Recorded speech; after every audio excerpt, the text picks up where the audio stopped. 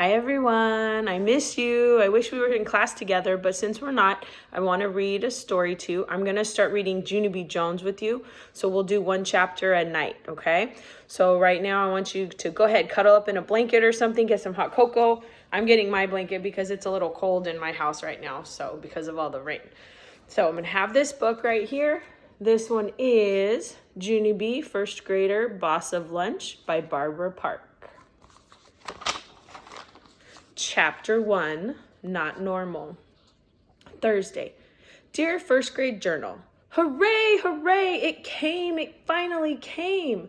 Yesterday, the delivery man brought it right to my house, and today I carried it to school for the very first time. Right now, it is sitting under my desk. I keep sneaking down there to see it closer, but my teacher just said to please stop doing that. Only guess what? He is not even watching me right now, so I think I will sneak down there one more time, and that will be it possibly. I wish myself good luck. From Junie, First Grader. And here's her picture. I put down my pencil and looked all around. Room 1 was still writing in their journals. I smiled very sneaky. Then I bent over in my chair real slow, and I reached way down, and I lifted up the lid of my brand new shiny lunchbox, hollered out May. Junie Jones just opened her lunchbox again, Mr. Scary, and you told her not to do that anymore, remember? May is the tattletale girl who sits next to me. I do not actually care for her.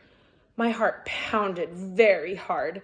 I bent over even more, and I hid my head so my teacher couldn't see me. Only I didn't do a good job of hiding, I guess, because just then I heard Mr. Scary's shoes walking towards me. Junie, why is your lunchbox open again? Asked Mr. Scary. Didn't I just speak to you about this a few minutes ago? I kept my head down and I looked at the floor. One of Mr. Scary's shoes started tapping. Tappy shoes are not happy shoes, I think. Junie, said Mr. Scary again, do you have a good reason for opening your lunchbox again? I quick closed my eyes and tried to think of a good reason. Mr. Scary's shoe tapped louder. I opened my big eyes and peeked at it, and then, bingo! All of a sudden, a miracle happened. One of my eyes saw my napkin in the corner of my lunchbox, and a bright idea popped right into my head. I quick grabbed the napkin, and I started shining Mr. Scary's shoes. Look, Mr. Scary, look. Here is my good reason, I said. See me, huh? I am shining your shoes with my napkin. See, I shined and shined. This is the smartest reason I ever came up with, I said, very proud. I smiled up at him. Would you like some spit on the napkin? I asked real nice. A little spit makes shoes look extra gleamy. Mr. Scary quick pulled his shoe away. No, Junie, no spit, please. Just sit up, he said. I sat up. Mr. Scary stared and stared at me. I wiggled in my seat very uncomfortable, 'cause staring teachers make me squirmy, of course.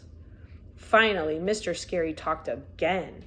I want you to stay out of your lunchbox, Junie, he said. We have a rule in room 1. Lunchboxes are to be opened only in the cafeteria. Oh, I did a sad sigh. Yes, I said, I know the rule, Mr. Scary, but I waited real long time to get this lunchbox, and yesterday it finally came to my house, and so today is my first day of not carrying a plain brown sack to school, and so every time I look at that new lunchbox, I feel happy inside. I picked it up to show him. See how cute it is, I said. My mother ordered it from a nature store. It has pictures of baby birds on it. See all of them? I pointed. This one is my favorite, I said. It is called an owlet. Owlet is the name for a baby owl. My grandpa Frank Miller told me that. I pointed at a different bird. That one is an eaglet, I said. An eaglet is a baby eagle. After that, I held my lunchbox way high in the air so all of room 1 could see it. See all the birdlets, children? There are owlets and eaglets and ducklets and chicklets, I explained. I put my lunchbox on my desk, and I took out the thermos. And see this thermos, people? This thermos has pictures of birds' nests on it. Isn't that cute? May made a face. Ick, she said. Who wants to drink out of a stinky pooey bird's nest? I made a face at her. I do, that's who, May. I love drinking out of stinky pooey birds' nests. May reached into her desk and pulled out a lunch ticket. Well, I buy my lunch, Junie Jones, she said. Bought lunches are much better than brought lunches. Bought lunches don't sit around all morning and get soggy. I crossed my arms at that girl. That's the dumbest thing I ever heard of, May, I said right back. Brought lunches are way better than bought lunches, 'cause brought lunches are made special by our very own mothers. Mr. Scary did a frown. Okay, girls, that's enough, he said. But May kept on arguing with me.